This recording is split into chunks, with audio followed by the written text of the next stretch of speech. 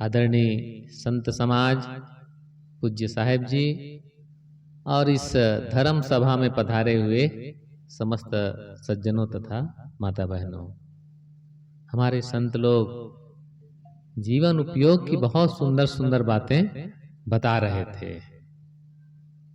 जो हम करेंगे ना वही उलट करके हमको मिलता है। गाली दो तो गाली पाओ और सम्मान दो तो सम्मान पाओ। एक संत ने लिखा है, शक्कर देने वाला शक्कर पाता है और टक्कर देने वाला क्या पाएगा? टक्कर पाएगा। शक्कर देने वाला शक्कर पाता है और टक्कर देने वाला टक्कर पाता है, और धोखा देने वाला धोखा पाता है कि नहीं? जैसा करो उलट करके मिलता है। शेर को भी सवा शेर मिल जाता है। ये प्रकृति क्षमा नहीं करती है। प्रकृति में क्षमा नाम की कोई चीज नहीं है। हम लोग कहते ना, अरे हमको ज्यादा न रुलाओ, ज्यादा कष्ट न दो। भगवान सब देखता है, भगवान तुम्हारा हिसाब करेगा। तो ये भगवान क्या है? ये नियम ही भगवान है, प्रकृति ही ईश्वर है। आग में हाथ डालो तो बच्चा डाले चाहे महात्मा डाले, जलेगा कि बचेगा?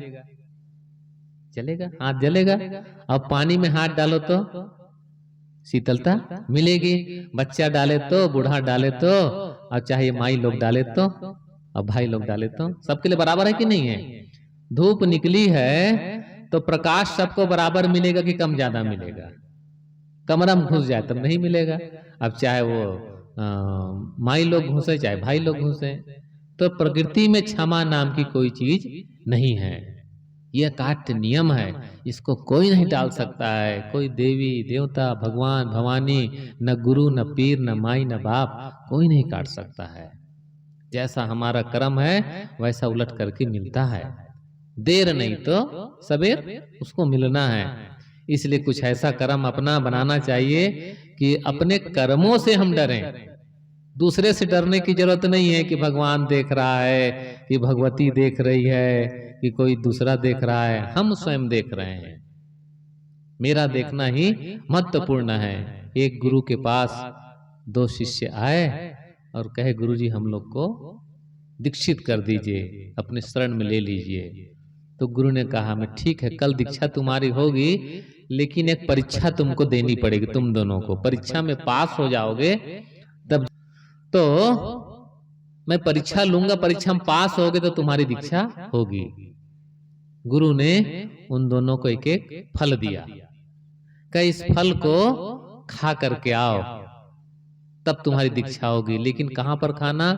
जहां पर कोई देखता ना हो तुमको फल खाते, ऐसी जगह पर खाना, और फल खा करके आओ तब तुम्हारी दीक्षा होगी। दोनों ने फल लिया और एक जो विद्यार्थी था वो गया और गुफा के अंदर गया।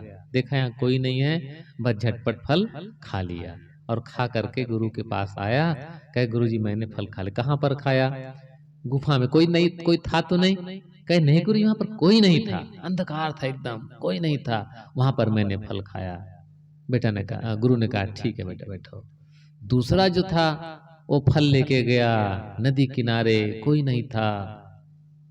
जंगल में गया, कोई नहीं था। गुफा में वो भी गया, विचार किया कि यहाँ कोई नहीं है, लेकिन अंतर में चेतना जगी कि मैं तो हूं, मैं तो देख रहा हूं। तो जगह जगह घूमता रहा, यही विचार आता, कोई दूसरा तो नहीं है, लेकिन मैं तो देख रहा हूं। तो फल नहीं खा पाया। वापस आकर के गुरु को फल वापस कर दिया। गुरुदेव मुझको क्षमा करिए कि ऐसी कोई जगह मेरे को नहीं मिली जहां पर एकांत हो और कोई न देखता हो। मैं तो देखता था, इसलिए गुरुदेव जी मैं फल नहीं खा पाया। गुरु ने कहा, बेटी तेरी दीक्षा हो गई, तुम्हारी दीक्षा हो गई। कोई दूसरा देखे चाहे न देखे, मैं तो देखता हूं। गुरुदेव जी एक मनोरंजक कहानी कहा करते थे। अब वो जमाना बीत गया।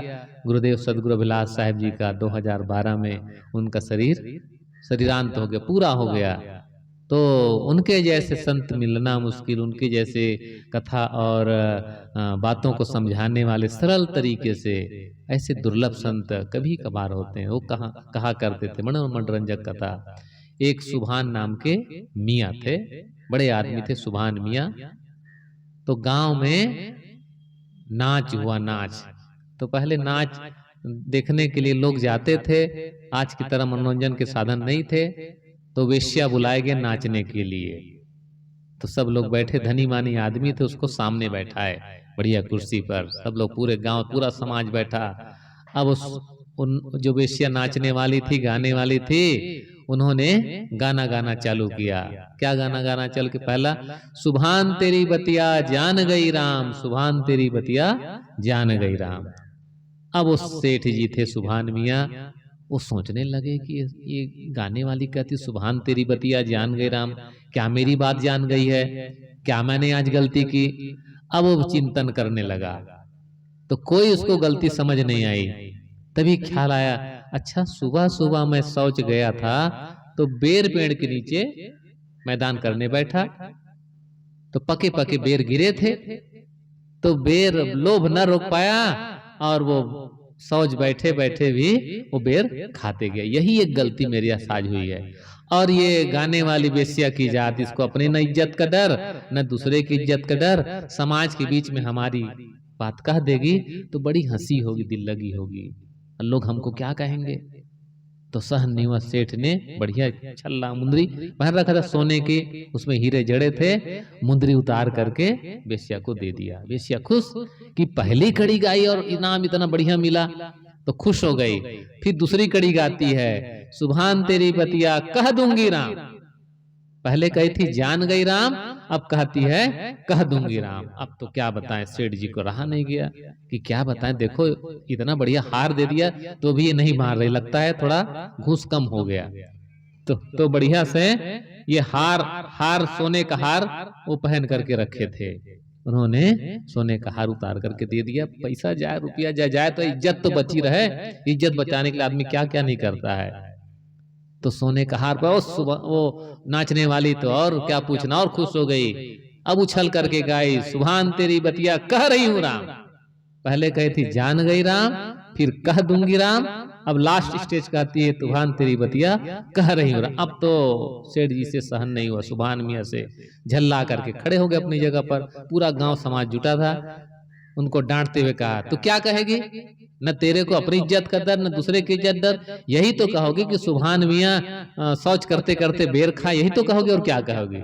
बस पूरा समाज हंस दिया। अब वो ठग मारी खड़ी, हाथ जोड़कर कहती है कि सेठ जी, मैं तो किसी सुभान मियाँ को नहीं जानती हूँ कि किसने शौच करते करते बेर खाया।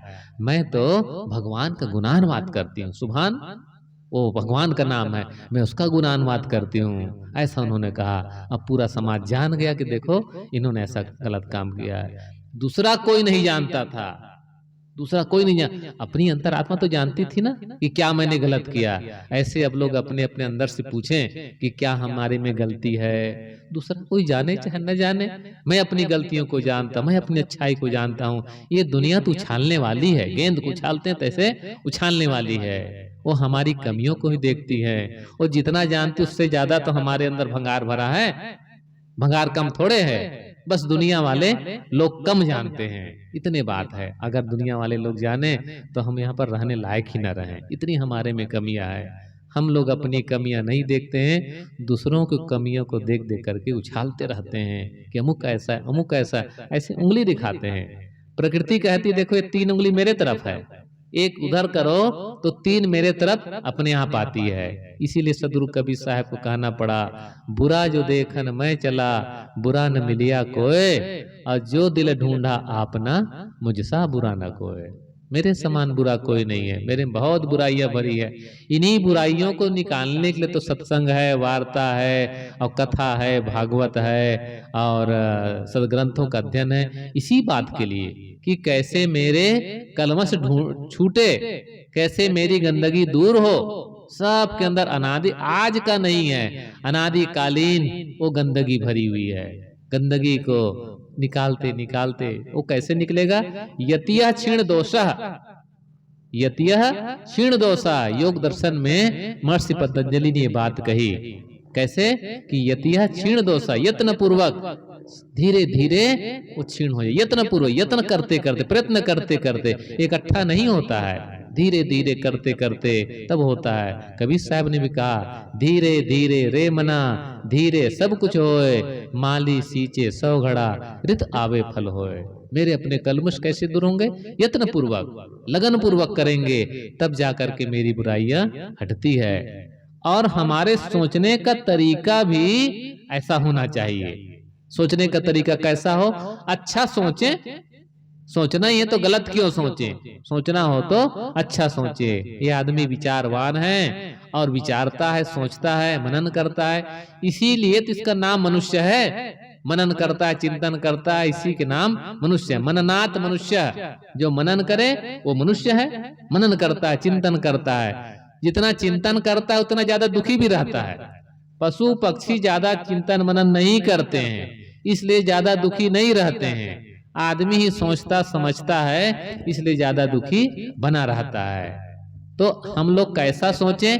अच्छा सोचें, किसी के भल के लिए सोचें, गलत ना सोचें। गलत सोचेंगे तो समझ लीजिए फिर गलती वही सवार होती चली जाएगी। कबीर साहब ने कहा है, सोई कहंता सोई होगे।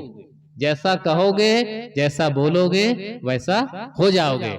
चोरी की बात कहते सुनते वो आदमी चोरी करना सीख जाता है। डकैत की बात सुनते, हाय हत्या की बात कहते सुनते आदमी वैसा हो जाता है। इसलिए अच्छा सोचें, अच्छा बोलें, और ऐसा सोचना चाहिए जिससे दूसरे का भला हो। जो दूसरे का भला नहीं होगा, ऐसा सोचेंगे तो हमारा मन और परेशान होगा। इसलिए कैसा सोचना चाहिए? अच्छा सोचना चाहिए। जैसे हमारे सामने दोनों बात है, अच्छा भी है बुरा भी है, लेकिन सोचें कैसा? अच्छा सोचें। एक कहानी आती है, आप लोगों ने सुना होगा, कि सुदामा और कृष्ण का दोनों मित्र थे। गुरुकुल में पढ़ने के लिए गए, तो गुरुकुल में गुरु ने सबको काम देते थे, मोटा काम भी करते थे, चाहे बड़े घर के बेटे हों और चाहे गरीब घर के बेटे हों, सबको स्कूल में समान दर्जा। इसीलिए तो स्कूल ड्रेस एक बराबर रहता है, सबके स्कूल ड्रेस बराबर रहेगा। अमीर घर का बेटा हो तो और चाहे गरीब घर का बेटा, सबकी स्कूल ड्रेस बराबर। तो दोनों वहां पढ़ते थे गुरुकुल में। तो गुरु ने ड्यूटी लगाई कि आज कृष्ण को सुदामा को दोनों को जंगल में लकड़ी काट करके लाना है। तो गुरु माता ने उनको चना दिया कि बेटा जाना तो नाश्ता कर लेना, जलपान कर लेना, और तो कुछ नहीं, चना लेके जाओ। तो सुदामा को दिया कि दोनों मित्र अपना बांट करके खा लेना। जंगल में गए, ठंडी के दिन थे, कृष्ण महाराज ऊपर चढ़े काटने के लिए और सुदामा जी नीचे थे। तो कथा में जो बात आती है, वो भूख लगी तो सुदामा जी चना खाते चले गए, उनका हिस्सा भी खा लिए, और भगवान कृष्ण को उन्होंने कुछ नहीं दिया, उनका हिस्सा भी उन्होंने खा लिया। तो खा लिया तो उसके फल में क्या हुआ कि सुदामा जी महाराज क्या हो गए? दरिद्र हो गए, और भगवान कृष्ण ऐश्वर्य संपदा थे। तो यही कथा हम लोग सुनते ना कि उसके हिस्से का चना खाया इसलिए वो दरिद्र हुए, और महाराज कृष्ण भगवान थे, उनके पास ऐश्वर्य संपदाशाली बहुत था।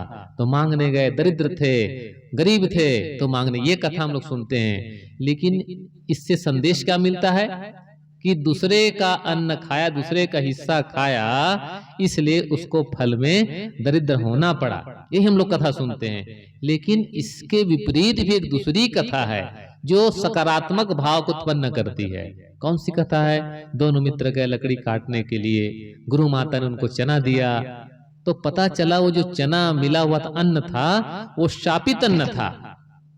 सुदामा जी को पता चल गया कि ये शापित अन्न है, इसको जो खाएगा वो दरिद्र हो जाएगा, ऐसा उसको पता चला। तो लकड़ी काटने के लिए गए, तो उन्होंने लकड़ी काटते गए कृष्ण महाराज, और सुदामा जी नीचे बैठे बैठे वो सब चना खा गए। इसलिए खा गए कि मेरा मित्र गरीब होने न पाए, दरिद्र होने न पाए। वो शापित अन्न है, वो खाएंगे तो दरिद्र हो जाएगा, इसलिए दरिद्रता मुझको मिले, मेरे मित्र को दरिद्रता न मिले। इस भाव से उन्होंने अन्न को खा लिया और फिर फल में क्या हुआ, सुदामा जी दरिद्र हो गए, गरीब हो गए और महाराज कृष्ण ऐश्वर्यवान थे। किस लिए? कि अपने मित्र की सुरक्षा के लिए, कि मेरा मित्र गरीब ना हो, मेरा मित्र दरिद्र ना हो। ये भाव दूसरी कथा में है। इसमें संदेश क्या मिलता है कि देखो मित्रता कैसी होनी चाहिए कि दुख मुझको मिल जाए लेकिन मेरे मित्र को दुख दरिद्रता न मिले। ये कितना अच्छा संदेश है। उस कहानी की अपेक्षा ये कहानी ज्यादा महत्वपूर्ण है कि मित्रता कैसी होनी चाहिए कि मुझको कष्ट हो जाए तो हो जाए लेकिन मित्र को कष्ट होने न पाए। ये अच्छा सोचने का तरीका है। अच्छा सोचेंगे तो उसके मन में कितना भाव रहा होगा कि मेरा मित्र सुखी हो। दूसरे को सुख देने की भावना होगी तो हमारा मन कितना प्रसन्न होगा। और स्वाभाविक जो प्रकृति का नियम है, दूसरों को जैसा दो उलट करके वैसा हमको मिलता है। दूसरे को सुख दो तो अपने को सुख मिलेगा, मन में संतोष होता है। और दूसरे को दुख देंगे, तकलीफ देंगे, उसके फल में क्या मिलने वाला है? दुख तकलीफ ही मिलेगा। इसलिए कभी किसी को दुख न पहुंचाओ, न तन से, न मन से और न वाणी से। किसी भी प्रकार का दुख दूसरे को पहुंचे ऐसा भाव नहीं होना चाहिए। न वाणी से किसी को कष्ट पहुंचाएं। सबसे ज्यादा तो हम लोग दुख देते रहते हैं, कष्ट पहुंचाते रहते हैं वाणी के द्वारा, बोल बोल करके, कटु बोल बोल करके। जितना कटु आदमी बोलता है वो दूसरा कोई नहीं बोलता है। कटु वचन कह करके उसमें पीड़ित करते हैं। मार काट तो बाद में होती है, वाणी से ज्यादा हिंसा होती है। घर परिवार में एक जगह है लेकिन ऐसा कटु कह देते हैं कि जीवन भर वो बात सालती रहती है। इसीलिए सदगुरु कबीर साहब ने कहा, मधुर वचन है औषधि, कटुक वचन है तीर, श्रवण द्वार है संचरे शाले सकल शरीर। शब्द दिखता तो नहीं है लेकिन ऐसा घुसता है कान से कि पूरे शरीर को वो मथ देता है। और कैसे? पूरा जीवन वो भूलता नहीं है। देखो महाभारत की कथा आप लोगों ने पढ़ी होगी, आप सब ज्यादा जानते हैं कि द्रौपदी महारानी ने कह दिया था दुर्योधन के लिए कि अंधे के पुत्र अंधे होते हैं। अब कहे कि नहीं कही हम लोग को नहीं मालूम है, लेकिन कथाओं में ऐसा लिखा गया है, बातों को समझाने के लिए, इस बात की प्रमाणिकता के लिए कि देखो कटु वचन बोलोगे तो उसके परिणाम में क्या होता है। पूरा महाभारत युद्ध हो गया एक वचन कारण। शायद यही एक बात रही होगी कि दुर्योधन के मन में गड़ गई, इसने मुझको अंधा का पुत्र कहा, इसका मजा मैं बताऊंगा। और उसके लिए उन्होंने क्या क्या नहीं किया। पूरे कौरव पांडव इसी एक बोल के कारण से कट करके मर गए और अंत में फल क्या मिला? कुछ नहीं मिला। इसलिए वाणी को वाणी को बहुत संभाल करके बोलना चाहिए। कबीर साहब ने कहा, शब्द समारे बोलिए, शब्द के हाथ न पाओ, और एक शब्द करे औषधि, एक शब्द करे घाव।